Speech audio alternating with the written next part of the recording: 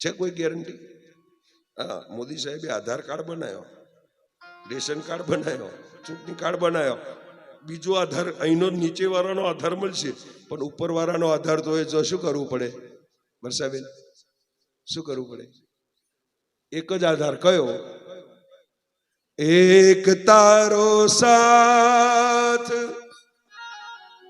એક તારો સાથ મેં તો જિંદગી ભર માંગ્યો છે, એક તારો સાથ, એક તારો સાથ મેં તો જિંદગી ભર માંગ્યો છે, એક તારો સાથ, એક તારો સાથ મેં તો જિંદગી ભર માંગ્યો છે, મને નેડો તારો લાગ્યો છે, એક તારો સાથ, એક તારો સાથ મેં તો જિંદગી ભર માંગ્યો છે, એક તારો સાથ, એક તારો સાથ મેં તો જિંદગી ભર માંગ્યો છે, મને નેરો તારો લાગ્યો છે, એક તારો સાથ, એક તારો સાથ મેં તો જિંદગી ભર માંગ્યો છે, એક તારો સાથ. હે દયા સાગર દયા કરી મુझ પર, તે માનવ મુझे ને બનાવ્યો, હે દયા સાગર દયા કરી મુझ પર, તે માનવ મુझे ને બનાવ્યો. હે દયા સાગર દયા કરી મુझ પર, તે માનવ મુझને બનાવ્યો. હે દયા સાગર જય હો. દયા કરી તાળી મુझ પાડજો. પર, તે માનવ મુझને બનાવ્યો. તે દીધું ભોજન, તે દીધું પાણી, તું વિશ્વંભર કહેવાયો. તે દીધું ભોજન, તે દીધું પાણી, તો વિશ્વંભર અને છતાં કહેલાયો. હું ભૂલ્યો તુજને. ભગવાન તે આટલું બધું આવ્યું પણ સુખ મળ્યું એટલે હું તને ભૂલી ગયો. હું ભૂલ્યો તુજને, હું ભૂલ્યો તુજને, છતાં તે મુજને વિસર્યો ના.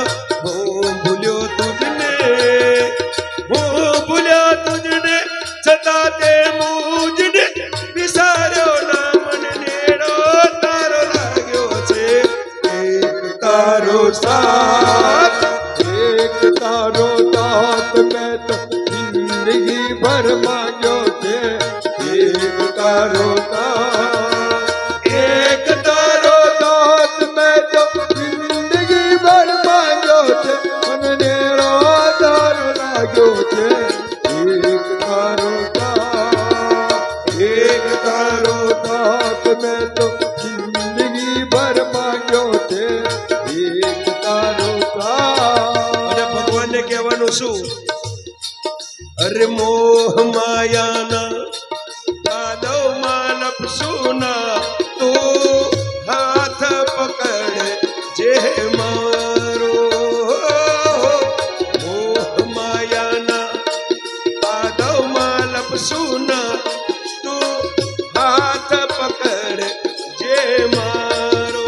અને આ ભક્તના હૈયેથી તારી શ્યામ ખૂટે ના.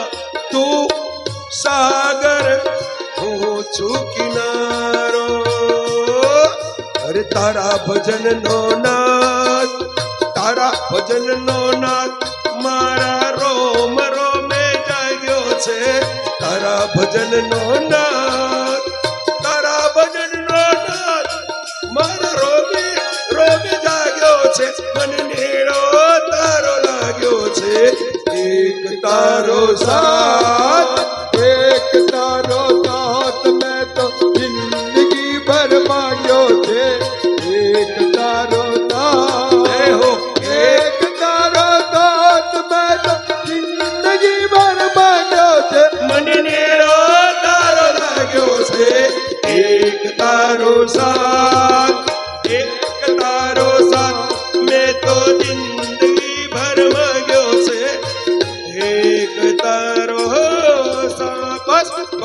પાસે આટલું જ માગવાનું કે પ્રભુ આપવો હોય તો તારો સાથ આપજે, જન્મો જન્મ મારો હાથ પકડી રાજે, આ મોહ માના કાદવમાં ક્યાંક લપસી ના પડું. અને ભગવાન હું તો ભૂલકનો છું અને મારું તો શું છે, અમે તો ગોડા છે, ગમે તે તારી પાસે માગી લઈએ, પણ શું આપવું શું ના આપવું એ તારે જોજે. જેમાં મારું હિત હોય ને એ જ મને આપજે, મારું અહિત થાય એવું મને આપતો. બસ ભગવાન પાસે આવું માંગ. પણ આપણે તો ભગવાન પાસે કાયમ ચોરીઓ જ ફેલાય. જોલી મેરી ભર દે બગદાના વાલે, આપણી જોરી જ ખાલી રહે, બરાતી જ નહીં. ભગવાન કે તારા ભાગ્યમાં જેટલું છે એટલું તને આપીને જ રહું છું, માગવું નહીં પડે, કારણ કે એને બધી ખબર છે. કીડીને કણને હાથીને મન આપવા વાળાને ખબર ના હોય કે આના મનમાં શું છે અને શું જોઈશે, ક્યારે શું આપવું, કોનું લેવું, કોને પાછું આપવું, કોની પાસેથી ઉઠાઈ લેવું, આ બધું કોના કામમાં છે, એના હાથમાં છે. તો પછી એની મરજીમાં આપણે રાજી રહેવું કે નહીં રહેવું. પણ સહેજ જો ભગવાને આપણી મરજી બદલી એની, તાર પેલો તો દુખી દુખી દુખી રોદરા રડવાના પાછો. અને હું તો કહું છું જો ઘનો ને હો કોમ ના થાય તો ભગવાન હોય બદલી નાખે. હા ભગવાન નહીં હારા પધરાયા આવો જમનાજી. તો આ સ્વાર્થ ભરેલી ભક્તિ છે મારી ને તમારી. એટલે સુખદેવજી મહારાજ પરીક્ષિતને સમજાવે છે કે દાન તમારું એવું છે કે જે ઉગે અંત સુધારે, અને મારે તમારે અંત સુધારવો છે. કન્યાની વિદાય થઈ રહી છે, અને જ્યારે કન્યા વિદાય, સાહેબ જગતમાં સૌથી અઘરામાં અઘરો જો કોઈ વિષય હોય ને તો બે છે. એક પોતાનું સ્વજન જ્યારે વિદાય લેતું હોય, અને બીજું વાલસોઈ દીકરી 20 વર્ષ સુધી ઘરના આંગણે રમી ભમીને કિલ્લોલ કરતી દીકરી જે દાડે માવતરનું ઘર છોડીને જાય, મા બાપની આંખમાં આંસુ 2 વાર આવે.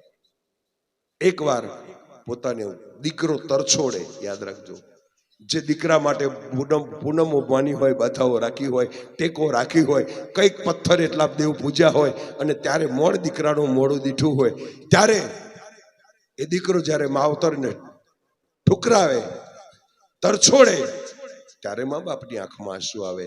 અને બીજી દીકરી જ્યારે વાલસોઈ દીકરી ઘર છોડે ત્યારે મા બાપની આંખમાં આંસુ આવે.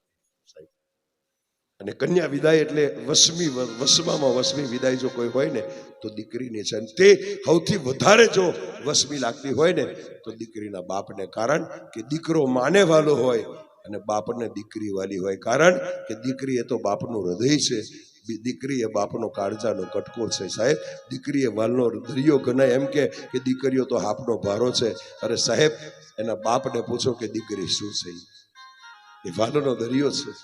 અને એ દીકરી જ્યારે વિદાય થતી હોય અને ત્યારે બાપને આમ ભેટે અને 2 હૃદય એક થાય, મોટો હિમાલય જેવો પથ્થર દિલનો બાપ હોય ને, પણ છતાં એની આંખમાંથી તે વખત આંસુ સરી પડતા હોય. અને ત્યારે એ બાપનું હૃદય, રડતું હૃદય એમ કે કાળજા કેરો કટકો મારી, હરે ગાંઠથી છૂટી ગયો, હે કાળજા કેરો અજ કટકો મારી, હે ગાંઠથી છૂટી ગયો ન મારી મમતા રૂવે બેડલે નીર જેમ, મમતા રૂવે બેડલે નીર જેમ, વીરડો ફૂટી ગયો અરર કાળજા કેરો ઈ કટકો મારી, ગાંઠથી છૂટી ગયો અને લૂંટાઈ ગયો મારો એ લાડ ખજાનો, અરે લૂંટાઈ ગયો મારો એ લાડ ખજાનો, અને દાદ હું જોતો હર્યો અરર કાળજા કેરો ઈ કટકો મારી, ગાંઠથી છૂટી ગયો. બાપનું હૃદય ઈલોડે ચડ્યું હોય, એની આંખોના ખૂના ભીના શ્રાવણ ને ભાદરો વહેતા હોય, પણ એ બાપ છતાં કાળજું કઠણ રાખી અને દીકરીની વિદાય વખતે તમે જોજો, બાપ એવો પથ્થર બનવાની કોશિશ કરે ને, છતાં એની આંખોના ખૂના ભીના થતા હોય. માથે હાથ દીકરી મૂકીને ખાલી એક જ શબ્દ બાપ બોલે કે બેટા બીજું તો શું તને આપું, જે કંઈ મારી પૂંજી હતી, જે કંઈ મૂડી હતી, તારી પાછળ મેં લાડ મારો ખજાનો ખાલી કરી દીધો છે, પણ બેટા બસ છેલ્લે માથે વરદ હસ્ત મૂકીને આશીર્વાદ આપીને બાપ એટલું જ કહે છે કે બાબુલ કી દુઆએ लेती जा तुझको सुखी संसार में। बाबुल की दुआएं लेती जा तुझको सुखी संसार में। बाबुल की दुआएं लेती जा तुझको सुखी बाबुल की दुआएं लेती जा तुझको सुखी संसार मिले। मैं कहती कभी ना याद आई ससुराल में इतना प्यार मिले।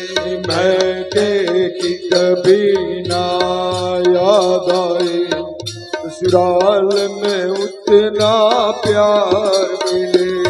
बचपन में झूलाया है तुझको बाहों में मेरी झूलों की तरह।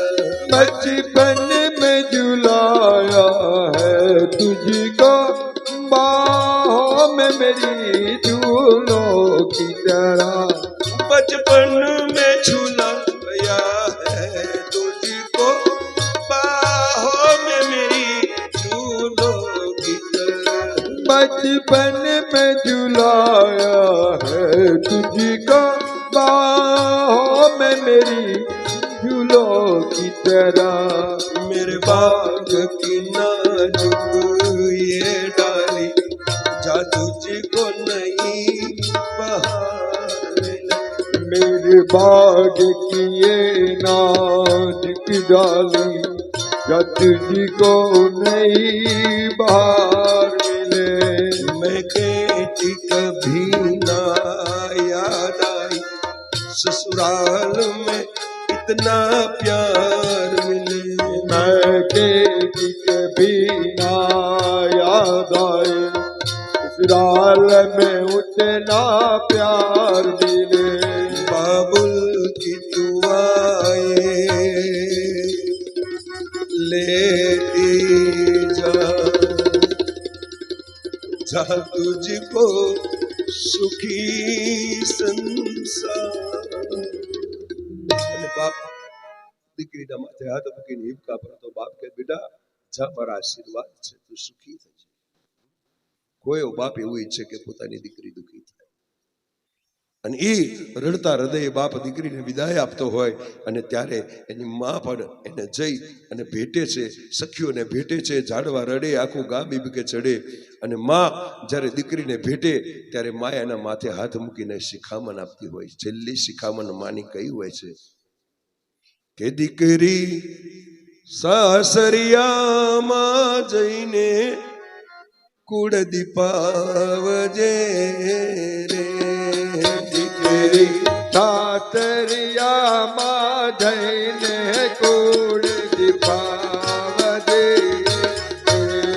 એ દીકરી સાસરિયામાં જઈને કુળ દીપાવજે રે.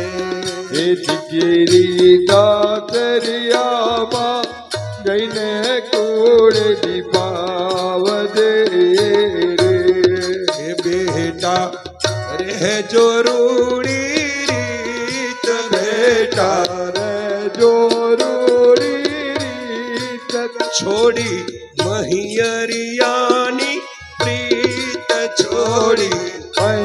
મૈયરિયાની પ્રીત સૌને પોતાના જાણીને કુળ દીપાવજે રે. સૌને પોતાના જાણીને કુળ દીપાવજે. માં શિખામણ આપે, યાદ રાખજો. કારણ અને હું તો આજે પણ કહું છું મારી કથામાં, તમારી દીકરીઓને પણ આ શિખામણ આપજો બાકી પરણ્યા પછી જે દીકરી પિયરનું ટ્યુશન ચાલુ રાખે ને સાહેબ, એને છૂટાછેડાની ડિગ્રી મળે એમાં કોઈ શંકાને સ્થાન નથી. કારણ કે પરણ્યા પછી પિયર પારકું થઈ જાય છે. તારું સાચું સરનામું એ તારું સાસરું છે. અને મેં એ જોયું છે, આજે બની રહ્યું છે. 90% દીકરીઓ જો દુઃખી થતી હોય ને છૂટાછેડા થતા હોય ને એની પાછળ સૌથી મોટો હાથ જો કોઈનો હોય ને, ખોટું ના લગાડતા, એની મમ્મીનો હોય છે. રોજ સવાર ઉઠીને ફોન, દાડા 25 વાર કે શું કર્યું, શું થયું, કોઈ હેરાન કરે છે, એને એના કર્મ પર છોડી દો. એના ભાગ્યમાં જે સુખ છે એ પ્રાપ્ત થવા દો. શા માટે દીકરીનું ઘર ભંગાવો છો બાપ? દીકરીનું ઘર મંડાવાનું હોય કે ભંગાવાનું હોય? એટલે કહું છું ને કે પરણીને ગયા પછી જે દીકરી પિયરનું ટ્યુશન ચાલુ રાખે એને 100% ડિગ્રી મળે છૂટાછેડાનું. યાદ રાખજો, સનાતન સત્ય છે. એટલે તો મારો કવિ કહે છે ને, બેટા રહેજો રૂડી રીત, બેટા રહેજો રૂડી રીત, છોડી મહિયરિયાની પ્રીત, છોડી મૈયરિયાની પ્રીત, સહુને પોતાના એ જાણીને કુળ દીપાવજે. સૌને પોતાના જાણીને કુળ પાવજે. સેવા પડશે સુખ ને દુઃખ, સેવા પડતે સુખ ને દુઃખ, સેવા પડશે સુખ ને દુઃખ, સેવા પડતે સુખ અને ને દુઃખ, માની ઉજ્જવલ કરજે કુખ, માની ઉજ્જવળ કરજે કુખ. દીકરીને કહે છે કે બેટા સુખ દુઃખ તો સહેવા પડશે, પણ માની કુખ લજવાય નહીં એવું ના કરતી. માની કુખને ઉજ્જવલ કરજે, ઉજાડતી નહીં. ઘણી દીકરીઓ માની કુખને ઉજાડે છે, કારણ કે ગાર તો માએ જ ખાવી પડે ને. તારી મમ્મીએ આવું શીખવાડ્યું છે, આવા સંસ્કાર આપ્યા છે. સાસુ મેનું મારશે કોને? માને. એટલે દીકરીને શિખામણ મળે કેવી? સહેવા, એ સહેવા પડશે સુખ ને દુઃખ, સેવા પડતે સુખ ને દુઃખ, માની ઉજ્જવલ કરજે કુખ, માની ઉજ્જવળ કરજે અને કુખ. હિંમત હૈયામાં એ રાખીને કુળ દીપાવજે. હિંમત હૈયામાં રાખીને કુળ દીપાવજે. અને એથી વિશેષ કે જેવી ગંગાજીની ધાર, જેવી ગંગાજીની ધાર, જેવી ગંગાજીની ધાર, જેવી ગંગાજીની ધાર, દેવા વાણીને વિચાર, એવા વાણીને વિચાર. મા દીકરીને કહે છે કે બેટા જેવી રીતે ગંગાજીની ધાર પવિત્ર છે, એમાં ગમે તેટલું કીચડ નાખે, ગંગા પોતાનો સ્વભાવ નથી બદલતી, એ પતિતને પાવન કરવા વાળી છે. એમ જેવી ગંગાજીની ધાર પવિત્ર છે એમ તારી વાણી પવિત્ર રાખજે, તારા વિચાર પવિત્ર રાખજે. વિચારમાં કોઈ ખોટ ન લાવતી. બાકી આજ તમે જુઓ, ઘણી દીકરીઓ પૈણીને ગયા પછી હાહુમાં ફરિયાદ કરે ને, જીવડો બહુ લોભો છે. થાય છે કે નથી થતી? માં શિખામણ આપે છે કે બેટા જેવી ગંગાજીની ધાર છે ને એવા તારા વાણી અને તારા વિચારો પવિત્ર રાખજે. ક્યાંક એમાં ખોટ ન આવવા દેતી. કારણ જેવી ગંગાજીની ધાર, દેવી ગંગાજીની ધાર, દેવા વાણીને વિચાર, એવા વાણીને વિચાર, વિવેક મર્યાદા રાખીને કુળ દીપાવજે. વિવેક મર્યાદા રાખીને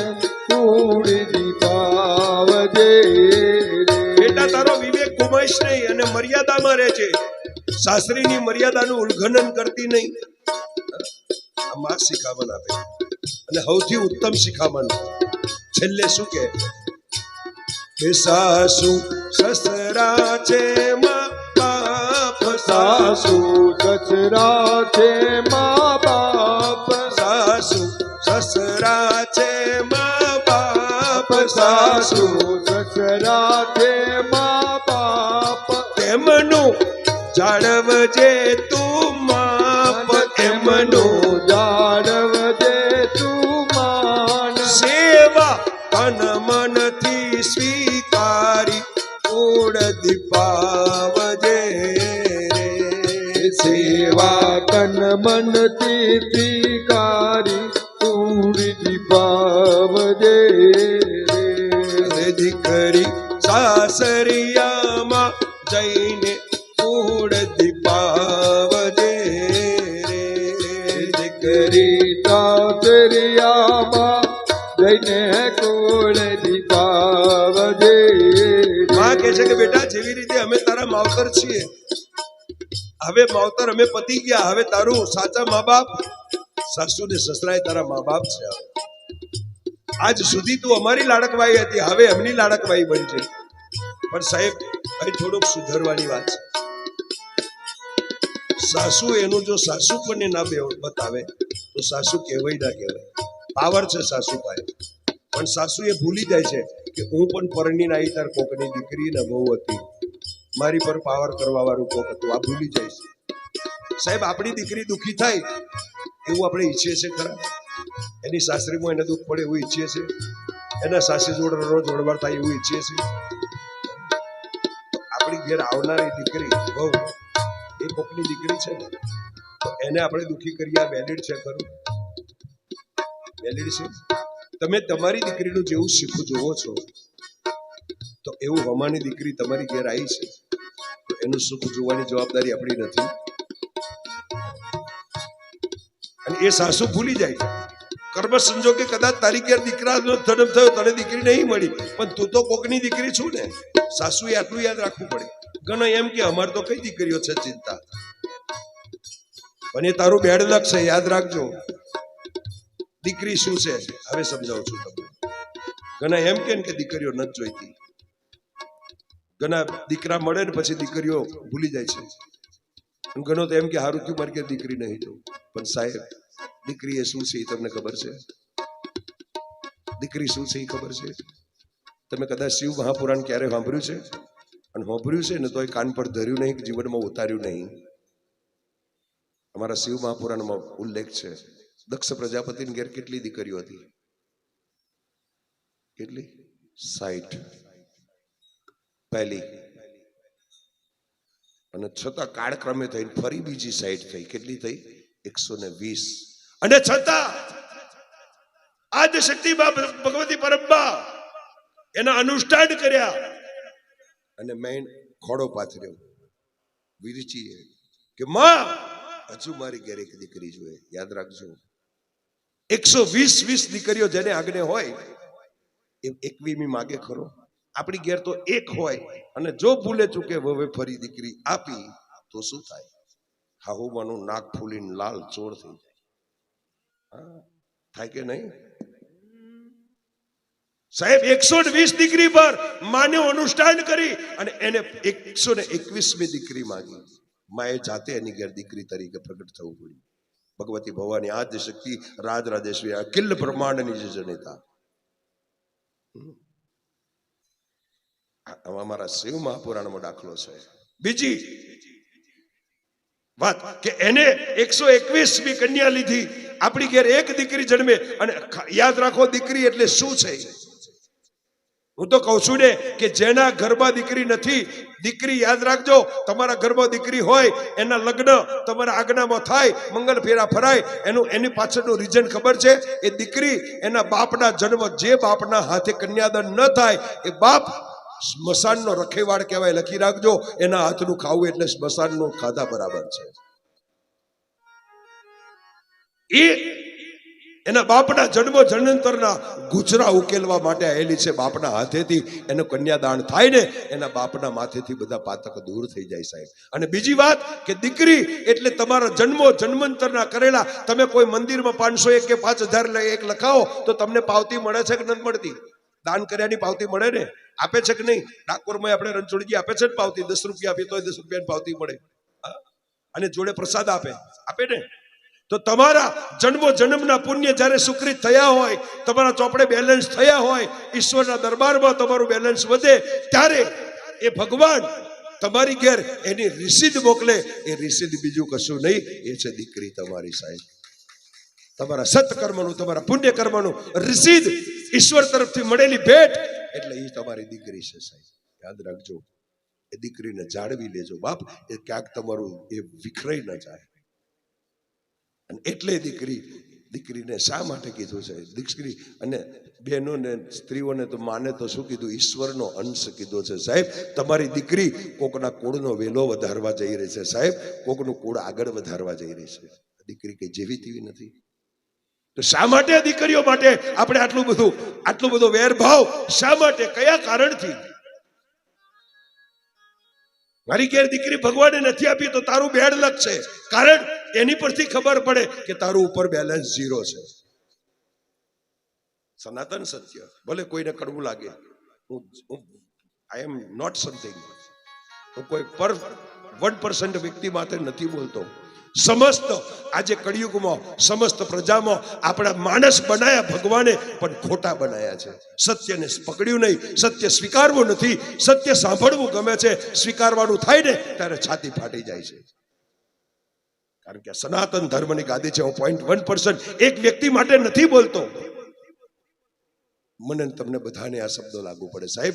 અમે કઈ ગાદી પર બેઠા એટલે કઈ ઠૂઠ ન થઈ ગયા. આ મારે પણ જીવનમાં ઉતારવાની વાત છે. આપણા શાસ્ત્રો બતાવે છે, હું નથી કહેતો, મારું શાસ્ત્ર કહે છે સાહેબ. છતાં ઘણાને ખોટું લાગે. મને કઈ પરવા નથી, કારણ કે સનાતન ધર્મની ગાદી પર બેઠા છે. અહીંથી અસત્યનું ભાષણ અમારાથી કરાય. હું તમને ભ્રમિત નથી કરતો, સત્ય બતાવું છું. અને સત્યને સ્વીકારવું એ તમારી મારી જવાબદારી છે. બાકી ગમે તેટલા તીર્થો કરો, ગમે તેટલી જાત્રાઓ કરો, ગમે તે કરો, પણ સત્ય ન સ્વીકાર્યું અને એમાં સુધારો ના લાયા તો પછી એ તીર્થો ફરવાનું કોઈ જરૂર નહીં.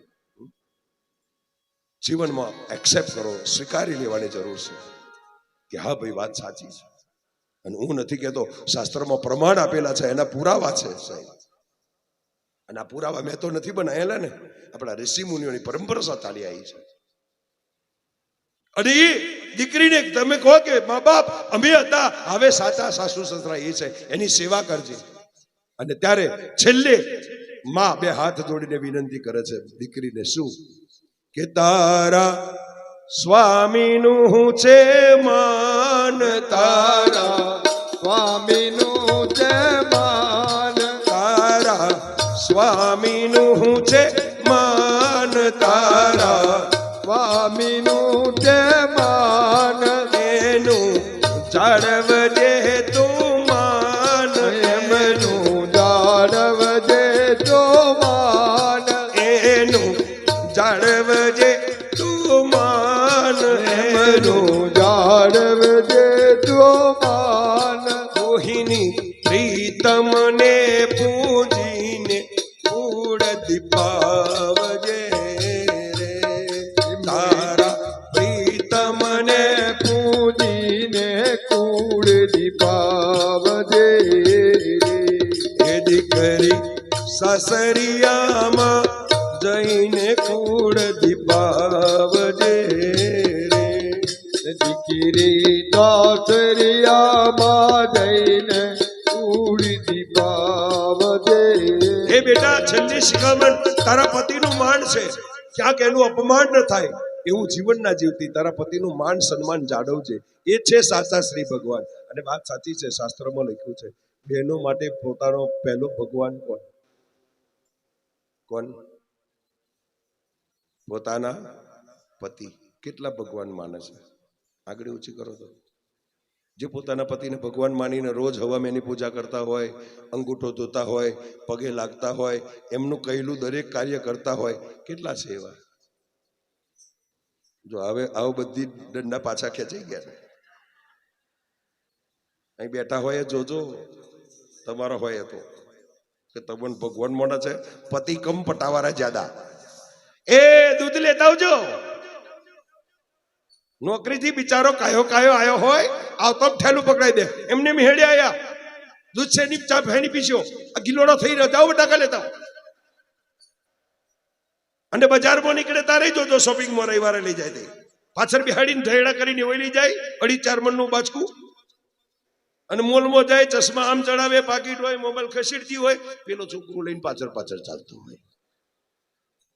હતા તારો પતિ છે કે પટાવાળો છે? ખરીદી એટલી બધી કરે ટોલું ભરાઈ જાય પછી છેલ્લે બહાર નીકળવાનું થાય તો વળી પાછું પાકીટ ખભે પરવે હિસાબ કરતી એમ ચશ્મા ઉપર ચડાઈ ચાલ્યા કરે. પેલો બિચારો પાછળ 2 ઠેલો લઈને હેડે 2 વડ વરી ગયો હોય. હા તો પતિ છે કે પટાવાળો છે પણ તો એ જ નહીં સમજાતું. હા જો કે તમે એવું ડાકોરમાં નહીં થતું હોય.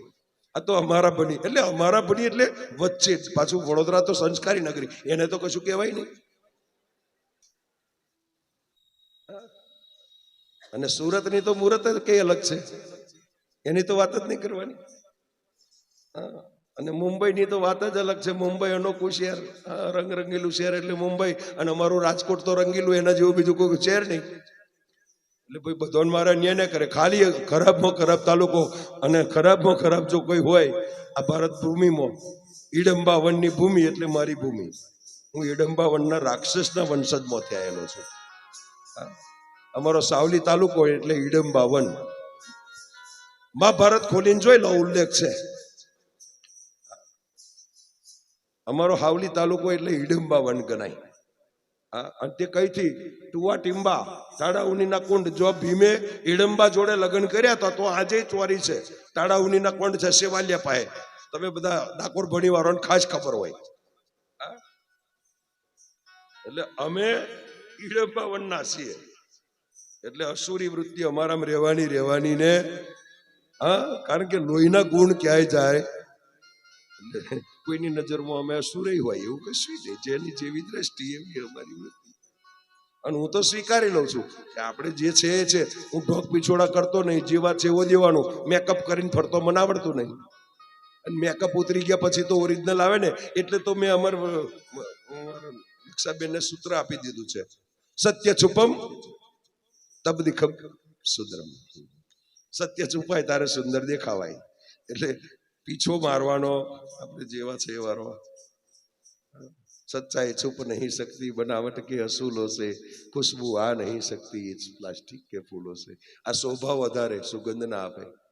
અને આ ભલે કર્મય જતું પણ આમાંથી સુગંધ મળે. એમ જીવનમાંથી ભલે ગમે તે થાય જીવન તમારું સુગંધમય હોવું જોઈએ. બહારના આડંબર અંતે કામ નહીં લાગે. એ બહારનો સ્પ્રે કોને છોટવો પડે? અંદર સુગંધ ના હોય એને. એટલે તો બોમ્બે થી ઠેઠ આવ્યો લેડીઝ પરફ્યુમ. સમજી ગયા? આ સ્પ્રે મારવાનું કારણ શું મને હજુ નહીં સમજાતું. હું બહુ રિસર્ચ કરું શા માટે મારીએ છીએ આપણે. કઈ કોને મને એની પાછળ કઈક તો રીઝન હશે ને. એમને એમ તો બન્યું નહીં ને પરફ્યુમ. શું આવે? સુગંધ આવે. શેમાંથી? પણ એ સુગંધ શા માટે આપણે પ્રસરાવી પડે? કે આપણી બાજુનો બેઠેલો ને આપણો શું ના ગંધાય? આવે સમજણ પડી. તો તારી અંદર દુર્ગંધ છે એ વાત નક્કી. તો આપણી દુર્ગંધને ચૂકવવા માટે સ્પ્રે મારવું પડ્યું. સાહેબ, જેના જીવનમાં દુર્ગંધ ના હોય, જેના પરસેવામાં જ ખાર ના હોય, જેનો પરસેવો જ કાયમ ગંધાતો ના હોય, એને પરફ્યુમ મારવાની જરૂર પડે ખરી? એને હાબુથી નાવાની જરૂર પડે ખરી? અને ઈ મેં અપનાવ્યું છે. 27 વર્ષ થયા શરીર પર હાબુ નથી લગાવતો. તમારે કેમ લગાવવું પડે? આવું સમજાવું છું. તમારા પરસેવો કેમ ગંધાય છે? પરસેવો તો મને થાય છે, નથી થતો એમ નહીં. પણ હું એનું અભિમાન નથી લેતો, પણ મને ગૌરવ છે. કેમ કે આહાર શુદ્ધ છે. યાદ રાખજો, આ તમારા પરસેવા ગંધાવાનું કારણ આહાર. જેવું ખાશો ને એવું જ અંદરથી બહાર આવશે. આહાર શુદ્ધિ, સાત્વિક ભોજન કરો. આપણા ગઈડિયાઓ સાત્વિક ભોજન ખાતા હતા. ગઈડિયાઓનું ક્યારેય પરસેવો નહીં ગંધાયો. ગઈડિયાઓએ ક્યારેય પરફ્યુમ નહીં વાપર્યા. ગઈડિયાઓએ ક્યારેય હારા બેના હાબુ નહીં વાપતા. નાવાના હાબુ, કપડો ધોવાના હાબુથી જ માથું ધોઈ નાખતો હતો. તે દાળ કોઈ શેમ્પુ નહોતો. છાશને માટીથી માથું ધોતા હતા. એમના માથામાં તે દાળને લીખો જુઓ નહોતી પડતી. અને અત્યારે વાર ધોરો થઈ જાય છે ગમે તેટલો હારો શેમ્પુ વાપરો. કેમ? ક્યારે રિસર્ચ કર્યું છે પોતાની જાત ઉપર? બહારની વાત તો છોડો, કારણ કે અંદર ખાર ભેગો થયો છે એટલે બહાર આવવાનો જ છે. આહાર શુદ્ધિ. પહેલાના ગઈડિયા તમે જુઓ, આપણા બળવાઓ આપણા ઘરમાંથી શરૂઆત કરો. આપણે બહાર નહીં જોવાનું. સાત્વિક ભોજન બનતું હતું, ઘરનું જ બધું ખાતા હતા. અનાજે ઘેર પકવે, ખેતીઓ કરે, ઘરનું જ બધું અનાજ શાકભાજી બધું મસાલા બધું ઘેર જાતે ખોડે. અત્યારે બધું રેડીમેડ થઈ ગયું, બધું કેમિકલ યુક્ત.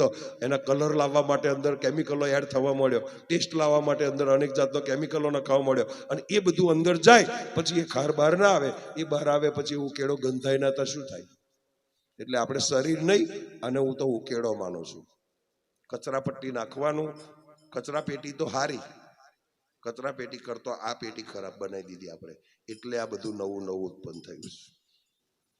આ સનાતન સત્ય છે, માનો કે ના માનો. મને તો વાંધો નહીં, ખાઓ ભાઈ. તમારા પૈસા બગડશે, તમારા પૈસા પેટ બગડશે, શરીર તમારું બગડશે, મારું બગડવાનું? હું તો નહીં ખાતો, પણ આ એક સનાતન સત્ય છે. આહાર શુદ્ધિ, તો તમારા વિચારો શુદ્ધ થશે. આપણે સુધરીશું, ઘર સુધરશે તો ચારને કહીશું ફર્યું સુધરે, ગામ સુધરે, સમાજ સુધરે, શહેર સુધરે તો રાજ્ય સુધરે તો આખો દેશ સુધરે. પણ શરૂઆત આપણાથી કરો. ગમે તોથી કરો, શરૂઆત આપણાથી કરો. સ્વથી ચાલો. પારકાનું ના જુઓ, પેલું ફલાણું આવું કરે છે તું આવું કરું ના. દેખાદેખી પડશો તો લેવાઈ જશો. શરૂઆત આપણાથી કરો. સ્વથી શરૂઆત કરવી. કોઈ પણ કાર્યની સુધરવાની શરૂઆત કરવી હોય તો પોતાનાથી કરવી. બાકી હોમાન સુધરવા જશો તો તમે છો એના કરતા વધારે બગડી જશો. એ વાત 100% છે. શરૂઆત સ્વથી કરો. કોઈ પણ વસ્તુની શરૂઆત કરો, સ્વથી કરો. પોતે અમલમાં મૂકો. બીજો મૂકે કે ના મૂકે, બીજાનું જોઈને ચાલશો. એટલે તો મને આપણા વડોદરા વાળા રિક્ષાઓ વાળા પાછળ લખે બહુ જ ગમે છે. ખબર છે શું લખે મીનાબેન? આપણે વડોદરાના રિક્ષાવાળા મોટા ભાગે પાછળ લખે છે, એ વાક્ય મને બહુ જ ગમે. તું તારું જો. રિક્ષાવાળા લખે, આપણા કરતો અભણ છે, આપણે ભણેલા ગણેલા એજ્યુકેટેડ છે, તોય આ કોઈ દાડ આપણે વિચાર્યું ના કે આવું લખાય. પણ એને લખી દીધું કે તું તારું, મારું જોઈને ચાલીશ તો ખાડા. બસ. પણ છતાં આપણે બીજાનું જોઈને ચાલીએ, નકલ કરીએ છીએ. અકલ ના હોય. ટીવીમાં નવી હાડી આવી, સિરિયલમાં આજે પેલી હું કઈ વચ્ચે આવતી હતી, અમુક જનો તો રેગ્યુલર જુએ રાતે. અનુપમાએ આવી હાડી પહેરી એટલે બીજે દાડ પેલાનું આઈ બને. આ નકલમાં અકલ ના હોય. એ તો પૈસા ખર્ચીને અને તે તમે જોજો. મને સિરિયલો જોતો નહીં, અભરું ખરો. કારણ કે ટીવીનું રિમોટ હું પકડતો જ નહીં. હું ટીવીનો દુશ્મન જ છું. એટલે એ તમે સિરિયલો, હું તો સાંભળેલું કહું, જોયેલું કહું.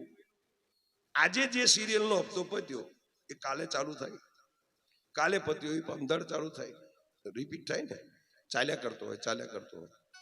આજે પહેલો ભાગ આવ્યો, કાલે બીજો ભાગ આવ્યો, કાલે ત્રીજો ભાગ આવ્યો. અઠવાડિયે એક હપ્તો પૂરો થાય. તમે પણ એમનો લુગડો જોજો, આજે પહેર્યો છે ને જ કાલે પહેર્યો છે.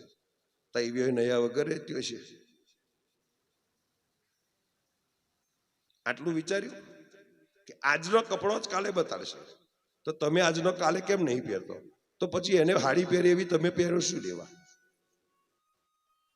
આજે 90% ઘર, 90% ઘર ટીવીની એડ ઉપર ચાલે છે. ટીવીમાં નવી એડ જાહેર થઈ એટલે ચાલુ થઈ ગયું. લાવો સાહેબ, એ તો ધંધો કરવા બેઠા છે. તમે સમજી વિચારીને હેડો ને તો તમે લેવાઈ જશો. હપ્તા ભરીને મરી જશો. કારણ કે છે આપણી. અને હું તો આજે કહું છું ને, જેટલી આપણી કેપેસિટી હોય ને એટલી જ દોટ મરાય, નહીં તો હોપ ચડી થાય. આપણું જે છે ને એ જ સાચું સાહેબ, નકલમાં અકલ ના હોય. એટલે કહેવાનું કે દીકરીને આપે છે કે જાઓ અને વિદાય થાય. આ બાજુ એક બાજુ શોક. તમે જોજો દીકરી ગમે તેટલો બાપે ખર્ચો કર્યો છે, ગમે તેટલા આનંદ મંગળ ગીતો ગવાતા હોય, પણ અંત જ્યારે દીકરીનો વિદાય આવે ત્યારે મંડપ કેવો લાગે? સ્મશાન જેવો શાંત થઈ જાય. દરેકના મોઢા પરથી હાસ્ય ઉડી જાય. જે ઘડી પહેલા આનંદ કિલ્લોલ કરતા હતા. એટલે જ કહું છું ને કે જે તમને ને મને હસાવે છે એ જ મને ને તમને અંતે રડાવે છે. અને લક્ષ્મી આવતી સારી લાગે, જતી મને ને તમને રડાઈને જાય છે. તો આજે લગ્ન પણ આ જ વસ્તુ છે. લક્ષ્મી દીકરી સ્વરૂપ છે. પિતાનું ઘર છોડીને જાય લક્ષ્મી એટલે પિતાને ઘેર રડે છે, અને સામે લક્ષ્મી ગૃહ લક્ષ્મી આવી રહી છે એટલે સાસરીમાં એનો વધામણાની તૈયારીઓ ચાલી રહી છે. ચાલે છે કે નહીં? એક બાજુ શોક, પિતાને ઘેર શોક, સાસરીમાં આનંદ. કેમ કે મારી ઘેર વહુ આવે છે, મારી ઘેર વહુ આવે છે. અને આવે એ વહુ આવે એનો ઓવારના લેવાય, પગલો પડાય, આરતી ઉતારાય, એનો પોકણો થાય, આનંદ મંગળ કરે, એના ઓવારના લે, બેસાડે, એને સુંદર સુંદર ભાત કરે, અને પહેલી વાર એને રસોઈ ઘરમાં કાલે. યાદ રાખજો, દીકરીને રસોઈમાં પૈણીને આવે પહેલી વાર એને રસોઈ શું આપણે બનાવડાવીએ? ગળ્યું, કંસાર. કંસાર તો હમણાં ચાલુ થયો, પણ પાછળ બેઠો છે સૌરાષ્ટ્રમાં. દીકરી પૈણીને આવે પહેલું એના હાથે શું બનાવડાવે?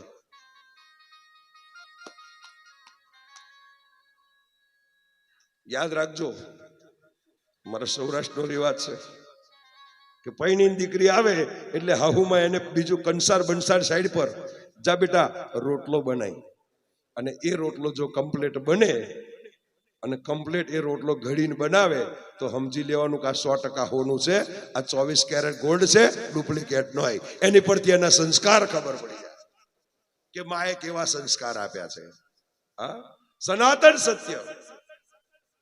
સૌરાષ્ટ્રમાં પહેલા નિયમ હતો, સાસરીમાં વહુ જાય એટલે પહેલી વાર એના હાથે કંસાર નહીં, એના હાથે રોટલો ઘડાવે અને રોટલો બનાવે. અને રોટલો જો કમ્પ્લીટ થાય તો સમજી લેવાનું 100% સોનું છે, આ 100%, 24 કેરેટ ગોલ્ડ. આ નોય બગસરું સમજી લેવાનું. બા આ રિવાજ સાચો ને?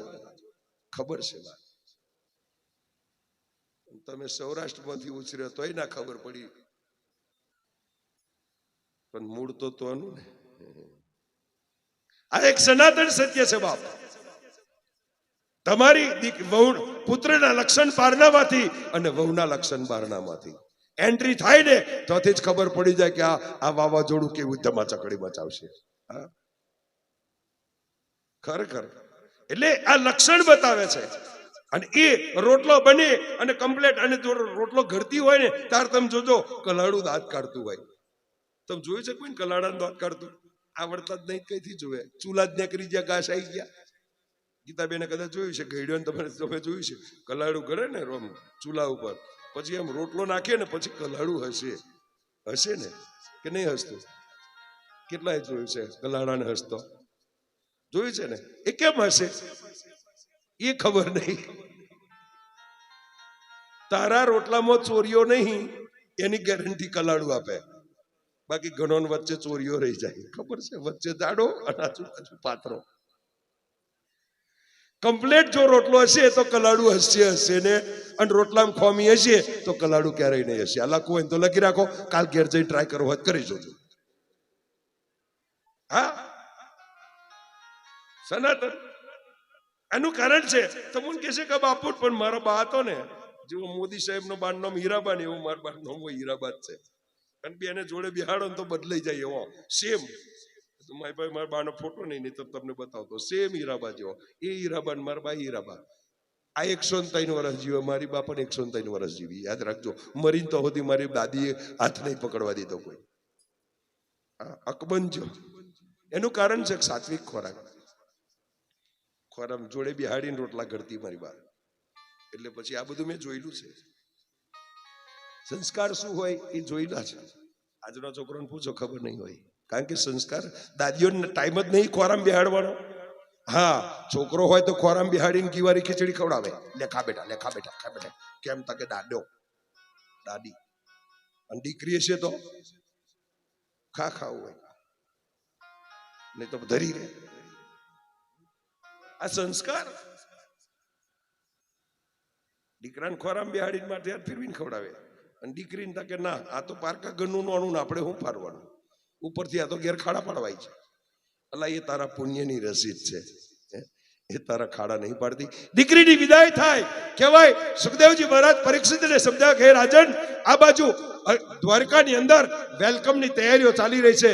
દેવકી અનેક સાથે સખીઓને લઈ અને ગેટ ઉપર દ્વારકાને આવે છે અને એમને લઈ જઈ અને ભોગના કરે છે, આરતી ઉતારે છે અને એમનો ઓવારણા લે છે. કહેવાય દ્વારકામાં ઉત્સવ ઉજવાય છે, સમય સમયનું કામ કરે, વખત વીતતો જાય, ઘણો સમય વ્યતીત થાય, પણ એક વખત કહેવાય ત્યારે ભગવાન કૃષ્ણના લગ્ન, પહેલા લગ્ન કોની સાથે થયા? રૂક્ષ્મણી સાથે. એટલે રૂક્ષ્મણી પટરાણી. ઘણા કહે છે ને 16,108, તો 16,000 શું છે સમજી લેજો. બે ઉલ્લેખ છે. એક તો ભૌમાસુર નામનો અસુર રાજા હતો, અસુર વૃત્તિનો રાજા, કે નાના નાના ખંડિયા રાજાઓને લૂંટી અને એમની દીકરીઓ, કુંવારી દીકરીઓને લાવીને કેદમાં પૂરી હતી. એવી રીતે 16,100 દીકરીઓને કેદ કરી હતી. અને એ કન્યાઓએ જાણ્યું કે રૂક્ષ્મણીને પણ ભગવાને બચાય છે, બીજો લઈ જતો તો એની જગ્યાએ ભગવાન જાતે બચાય છે, તો આપણે પણ આજીજી કરો. એટલે બધી જ દીકરીઓએ 16,100 દીકરીઓ કનૈયાને પ્રાર્થના કરે કે હે દ્વારકાનાથ, અમારો પણ ઉદ્ધાર કરો, અમારો પણ આમાંથી અમને મુક્ત કરો, અમે આ પાપીના જેલમાં પડ્યા છે. અને ત્યારે કનૈયાએ એ ભૌમાસુરનો હન્યો અને 16,100 કન્યાઓને મુક્ત કરી, જેલમાંથી, કારાગૃહમાંથી મુક્તિ અપાવી. એટલે 16,100 કન્યાઓએ ભગવાનના પગ પકડી લીધા. પ્રભુ, આટલો સમય અમે આ કારાગૃહમાં રહ્યા છે, આ પાપી ભૌમાસુરને ત્યાં રહ્યા છે, એટલે જગતનો કોઈ પુરુષ હવે અમારો હાથ નહીં પકડે. યાદ રાખજો. એટલે ભગવાને કીધું કે જાઓ, તમે નિશ્ચિંત થઈ જાઓ, મારા શરણમાં છો, આજથી તમે બધી મારી પટરાણીઓ કહેવાશો. ભગવાને એ 16,100 ને મુક્ત કરાઈ. બીજો ભાગવતમાં એનો આધ્યાત્મિક અર્થ એવો કર્યો છે 16,100 એટલે આપણા જે 4 વેદ છે, વેદોની ઋચાઓ 16,100 છે. અને એ વેદનો સ્વામી કોણ છે? તો કે ભગવાન નારાયણ સ્વયં છે. એટલે વેદોની ઋચાઓ મુક્ત કરાઈ વેદમાંથી અને ભગવાન પોતે એના સ્વામી બન્યા. એટલે 16,100 આ રીતે. કારણ કે વેદ જ્યારે અસુર લઈ ગયો તો, અસુર ચોરી ગયો તો, કોણ કયો અસુર ખબર છે ને તમને? વરાહ અવતાર ભગવાને ધારણ કર્યો, હિરણાક્ષ. બ્રહ્માજીના વેદ ચોરી ગયો તો અને વેદની ઋચાઓ એને કેદ કરી હતી અને ભગવાને વેદને મુક્તિ આપી. ત્યારથી એ વેદની ઋચાઓ ભગવાન નારાયણને વરી ચૂકી. એટલે નારાયણ એનો સ્વામી થયો. એટલે 16,100 એનો સ્વામી પણ નારાયણ. બીજું 16,100 બતાવો કે આ આપણું હૃદય, આપણા શરીરની અંદર નાની નાની નાની નાની નાની નાની નાની નાની માથાના વાળ કરતા પાતળી આપણી અંદર શું છે? નસો છે ને. આપણા શરીરમાં જે નસો છે એ કેટલી છે ખબર છે? 16,100. એનો સ્વામી કોણ છે? તો કે હૃદય, હાર્ટ. કારણ કે બધી જ 16,100 નાડીઓને રક્ત પહોંચાડવાનું કામ કોણ કરે છે? હૃદય. અને એ હૃદયમાં કોણ બેઠો છે? તો કે નારાયણ, ભગવાન. તો એ પણ એનો સ્વામી થયો. એટલે 16,100 આ રીતે વર્ણન કર્યું. અને 8 કઈ? તો કે અષ્ટધા પ્રકૃતિ. આપણી અંદર પ્રકૃતિ કેટલી જાતની છે? 8 પ્રકારની. પણ 8 કઈ? તો કે પહેલામાં પહેલી રૂક્ષ્મણી, બીજી સત્યભામા, ત્રીજી જાંબવંતી. તો જાંબવંતી કોણ? આ જાંબવંતીનો ઇતિહાસ થોડો રજૂ કરું. જાંબવંતી એટલે જાંબવંત કોણ હતા? તમે બધાએ રામકથા તો સાંભળી છે. જાંબવંત કોણ હતા? દક્ષાબેન નહીં ખબર? ખબર છે તો બોલો ને. જાંબવંત કોણ હતા? સુગ્રીવના વાનર નતા, રીંછનો રાજા, રીંછોના રાજા અને જાંબવંતનો સેનાપતિ. સુગ્રીવનો સેનાપતિ, આગેવાન. અને એ જાંબવંતની દીકરી. આવો રામનો જન્મ ક્યારે થયો? ત્રેતામાં. કનૈયા ક્યારે જન્મ્યો? દ્વાપરમાં. આવો રામ ત્રેતાનો જાંબવંત દ્વાપરમાં એની દીકરીના કનૈયા સાથે લગ્ન કરાવે. તો જાંબવંતીની ઉંમર કેટલી છે ને તેદાર કનૈયાની ઉંમર કેટલી છે, આવું ડિફરન્સ મારો, તમારો કેલ્ક્યુલેટર ખોટા પડશે. પડે કે ના પડે? તો હું આટલા વર્ષ એને કુંવારી રાખી છે. આખો યુગ ગતો રહ્યો દક્ષાબેન, 1-2 જન્મની તો વાત નહીં, યુગ આખો પૂરો, કેટલા વર્ષો વીતિત થઈ ગયા. અને છતાં એ દીકરી જાંબવંતે કનૈયાની સાથે પરણાઈ. કેમ કે જ્યારે રામા અવતારમાં જાંબવંતે રામનું ઐશ્વર્ય જોયું, અને એક પત્ની, યાદ રાખજો આની પાછળનું લોજિક બતાવું છું, રીઝન શું, તો કે સીતાજીને માટે થઈ રામજીએ લંકાની સામે આખું યુદ્ધ માંડ્યું, હજારો અસુરોને માર્યા, પણ એક નારી અબડાની રક્ષા કરવા માટે થઈ ભગવાને કેટલું મોટી લીલા કરી. તો એ એવો પુરુષ જોઈએ કે જે પોતાની દીકરીની રક્ષા કરી શકે, એક નારીની રક્ષા કરી શકે, એ સન્માનને પાત્ર કહેવાય. એટલે તેદાડે જ એને નક્કી કર્યું હતું કે મારી દીકરીને પણ હું આવા જ પુરુષ સાથે પરણાઈશ કે જે એક દીકરીની અબડાની પત્નીની રક્ષા કરી શકે. પણ એ સંકલ્પ પૂરો કરવા માટે થઈ રાહ જોઈ અને એ સંકલ્પ પૂરો થયો ક્યારે? તો કે દ્વાપર યુગમાં ભગવાન કૃષ્ણ સ્વરૂપ પ્રગટ થયા, અને એમાંય કૃષ્ણને હીરો ચોરવાનું આડ લાગ્યું, અને એ હીરો જઈને પડ્યો તો ક્યાં? તો કે જાંબવંતની ગુફામાં. અને એ હીરો લેવા માટે કનૈયો ગયો અને જાંબવંત સાથે યુદ્ધ કર્યું, અને યુદ્ધમાં જાંબવંતને જીત્યો. જાંબવંત ઓળખી ગયો કે આ તો ગત જન્મનો રામ છે અને આ જન્મે કૃષ્ણ છે, તો મારી દીકરી હું એને. એટલે જાંબવંત જાની જોઈને હાર્યા એટલે કૃષ્ણને કીધું કે તમે જીત્યા છો, પણ મારી દીકરીનો હથેવાળો તમારે કરવો પડશે. અને ત્યારે જાંબવંતીનો હથેવાળો. સાહેબ, આજે હું તમને કહું છું, આની પરથી શું શીખવાનું? કે દીકરી માટે સંપત્તિ વાળો ના હોદશો, તમારી દીકરીને રાજી રાખે એવો છે કે નહીં, એની અંદર આ ગુણ છે કે નહીં, એનું પરિવારનું પાલન પોષણ કરી શકશે કે નહીં. દીકરો જોઈને આપો, દીકરાની સંપત્તિ જોઈને નહીં. એના બાપની સંપત્તિ ગમે તેટલી હોય, પણ જો એના દીકરાની અંદર તમારી દીકરીને ખુશ રાખવાની ત્રેવડ નહીં હોય, તો તમારી દીકરી ઘેર રડતી આવશે ને. દીકરા હોધો ને તો ગુણવાન હોધો, સંપત્તિવાન નહીં. એની કેપેસિટી છે કે નહીં, કમાઈને મારી દીકરીને રાજી રાખશે કે નહીં, મારી દીકરીને ખુશ રાખશે કે નહીં, આ જુઓ. પણ આજે આપણે સંપત્તિને મોયા છે, યાદ રાખજો. એટલે આપણી દીકરીઓ દુઃખી છે. વર હોધો ને તો એવો હોધજો કે બાપ મારી દીકરીને રાજી તો રાખી શકશે ને, મારી દીકરીની રક્ષા તો કરી શકશે ને, મારી દીકરીને ખુશ તો રાખશે ને, આવો વર હોધો.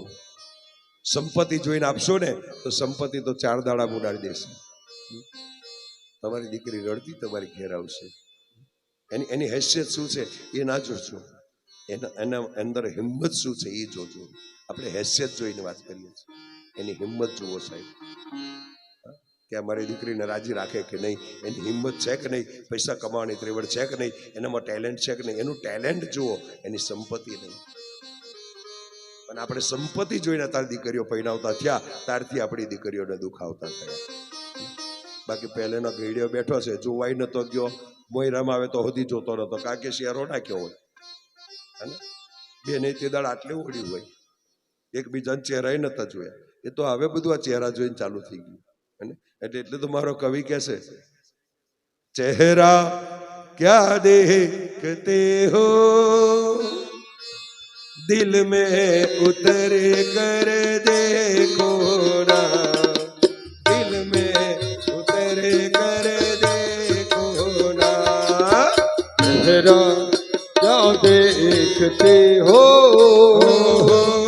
दिल में उतर कर देखो ना, दिल में उतर कर देखो ना. पल में मौसम बदल जाएगा और पत्थर दिल भी पिघल जाएगा.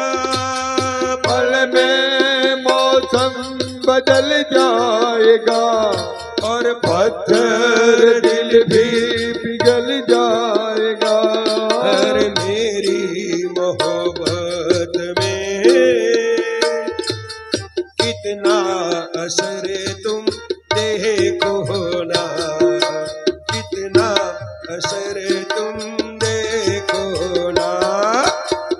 जरा क्या देखते हो दिल में उतर कर देखो ना दिल में उतर कर देखो ना ચહેરા જોઈને લગ્ન ન કરાય સાહેબ, એની સંપત્તિ ના જોશો, એની સદમતી જુઓ. એટલે કહેવાનો અર્થ કે આજે જાંબવંતી સાથે લગ્ન થયા, ત્યાર પછી કાલિંદી એટલે કે યમુનાજીનો અવતાર. આમ 8 પ્રકૃતિ છે કનૈયાની, અષ્ટધા પ્રકૃતિનો સ્વામી કહેવાય. એટલે 16,108, 108 ઉપરની 8 કઈ ઘણા કહે છે કે રાધાજી, પણ ના, રાધાજીને ગણતરીમાં નથી લીધા. પટરાની કોણ છે? રૂક્ષ્મણી. યમુનાજી મહારાણી અને રાધાજી કનૈયાના હૃદયની રાણી છે. સાહેબ યાદ રાખજો, રાણી તો ત્રણેય છે, પણ ત્રણેયનો ફરક છે. એક મહારાણી છે, એક હૃદયની રાણી છે, અને એક એની પટરાણી છે. 8 પટરાણીમાં મોટામાં મોટી તો પહેલી કોણ? રાધા, રૂક્ષ્મણીજી. અને તમે બીજું જુઓ, રાશિ પર જાઓ તો માર ખાઈ જાઓ. રૂક્ષ્મણી અને રાધા, રાશિ તો એક જ છે, પણ ભાગ્ય જુદો છે. એક ખાલી મેલમાં રહી અને પેલી સર્વત્ર પૂજે. જો કનૈયો તો રાધા. કેમ? સમર્પણ. સમર્પણ, નિષ્કામ, નિષ્કપટ, સહજ ને સરળ, સમર્પિત ભાવ. પેલી પાવર જમાવે કે ના હું કરું એ જ થાય. અને હતું રૂક્ષ્મણીને થોડો અભિમાન હતું, કારણ કે લક્ષ્મીનો અવતાર હતા ને, એટલે થોડો તો ઈગો હોય જ.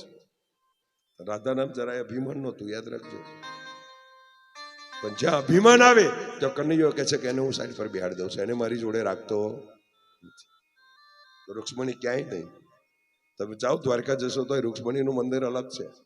એ ઓમની છે ને પેલો ઓમના છે, બેન બનતું જ નહીં. અત્યારે ઘણું એવું થાય, ભાઈ ઓમ હોય, ભાઈ ઓમ હોય. જો કે આપણા વડોદરામાં એવું નહીં તો સારું છે. પણ કહેવાનું તાત્પર્ય કે અભિમાન, લક્ષ્મી ભલે તમારી પાસે ગમે તેટલી લક્ષ્મી છે, અભિમાન કરશો તો ભગવાન તમને એનાથી દૂર કરશે. દ્વારકાધીશે લક્ષ્મીજીને દૂર રાખ્યા. કેમ? કે અહંકાર હતો કે હું દ્વારકાધીશની પત્ની છું ને હું લક્ષ્મી છું, મારા ઐશ્વર્ય છે. ઐશ્વર્યનું અભિમાન આવ્યું એટલે ભગવાને એમને દૂર કર્યા છે. સાહેબ ક્યારેય પોતાના પતિની સંપત્તિનું અભિમાન નહીં કરવું, યાદ રાખજો. ખાસ બહેનોની અંદર આવી જાય છે, મારો પતિ બહુ કમાય છે, મારો પતિ આમ છે, મારો પતિ તેમ છે, આમ કરી નાખું તેમ નહીં. ભગવાન તમને દૂર કરી દેશે. આ તમારું અભિમાન તમને ડૂબાડી દેશે. ઐશ્વર્યનું, સંપત્તિનું, પતિની ગમે તેટલી સંપત્તિ હોય, ક્યારે એનું અભિમાન નહીં કરવું. એનો દાખલો મારા દ્વારકામાં જઈને જો નજરે જોઈ લેશો કે રૂક્ષ્મણીને દૂર કર્યા છે. કેમ? કે લક્ષ્મીજીની અંદર, આજે રૂક્ષ્મણીજીની અંદર અભિમાન આવ્યું હતું દ્વારકાધીશની સંપત્તિનું. ભાગવતમાં નિરૂપણ કર્યું છે. ક્યારે પોતાના પતિની સંપત્તિનું અભિમાન નહીં કરવું, નિરાભયમય ન રહો. જે છે, જે મળ્યું છે એ મારા ભાગ્યનું મને મળ્યું છે, બસ એમ જ રાજી રહો. ઘણો તો બહાર ડંફાસો મારે, તમે જોજો. હું છું અમારે તો બહુ, અમારે તો ઓમ, અમારે તો તેમ. અરે રેવા દે, આ કાલે જતું રહેશે, ખબર નહીં પડે. જો વાવાઝોડું આવ્યું, એકાદ અવર ચંડી આવી ગઈ ઘરમાં તો બધું સપાચટ કરી નાખશે. અને સનાતન સત્ય છે. ક્યારે સંપત્તિનું અભિમાન ના કરો. પોતાનો પતિ ગમે તેટલો કમાતો હોય, કારણ કે બહેનોને શું છે, બીજોને નીચો પાડવાની ટેવ છે. સમજો, જો કંઈક હારી નવી હાડી લાયા છે, કંઈક હારી વસ્તુ લાયા છે, તો 10 બેનપણીઓને બોલાવશે, પ્રદર્શન કરશે. જો મારી આ છે, આટલાનું છે, આમ છે, આ છે, 3 જણોને બતાવશે. હા, અને નવી હાડી પહેરે છે ત્યાં તો થોડીક વાર એમ કરશે. બાજુ વાળું જોવે છે, પૂછે કઈથી લાવી એમ. આ એક સનાતન સત્ય. બહેનોને ભપકા બતાવવાનો બહુ શોખ. જો કે અહીં બધા બહુ સારા છે, તમે ભપકા નહીં આટલા દાડા બતાયા. આ તો અમારા બંનેની વાત છે. તમે તો બધા બહુ સરસ છો, સાદા, સિમ્પલ, સરળ ભજન કરો છો. ભપકો ક્યારેય નહીં બતાવો, નહીં તો ભપકો ક્યારે ઉડી જાય કહેવાય. અભિમાન ક્યારે નહીં કરવું. ગમે તેટલી સંપત્તિ હોય, સંપત્તિનું અભિમાન મનમાં ના આવવું જોઈએ. મેં એટલે જ કીધું ને, પ્રેમ અને પૈસાનું ક્યારેય પ્રદર્શન ન કરાય. એ અંતર છે, એને ગુપ્ત રાખો, એ ગુપ્ત જ રાખો. તમારી પાસે ગમે તેટલી સંપત્તિ હોય, એ સંપત્તિનું કઈ પ્રદર્શન કરવાનું ના હોય. તમારી પાસે ગમે તેટલી બુદ્ધિ હોય, બુદ્ધિનું ક્યારેય પ્રદર્શન નહીં કરવું. એને શાંત રાખો, સહજ રહો, સરળ રહો. અને ક્યારે કહેવાય કે આજે ભગવાનના આ રીતે અષ્ટધા પ્રકૃતિ, તો પ્રકૃતિ કઈ તો અમારું ભાગવત કહે છે કે એક તો આકાશ, વાયુ, જળ, અગ્નિ, ભૂમિ, મન, બુદ્ધિ, ચિત્ત અને અહંકાર. આ 8 પ્રકૃતિ આપણી અંદર છે. અને એ અષ્ટધા પ્રકૃતિનો સ્વામી પરમ કૃપાળુ પરમાત્મા દ્વારકાધીશ છે. આપણી અંદર બેઠેલો ભગવાન છે. એટલે અષ્ટધા પ્રકૃતિની વાત કરી સુખદેવજી મહારાજ રાજા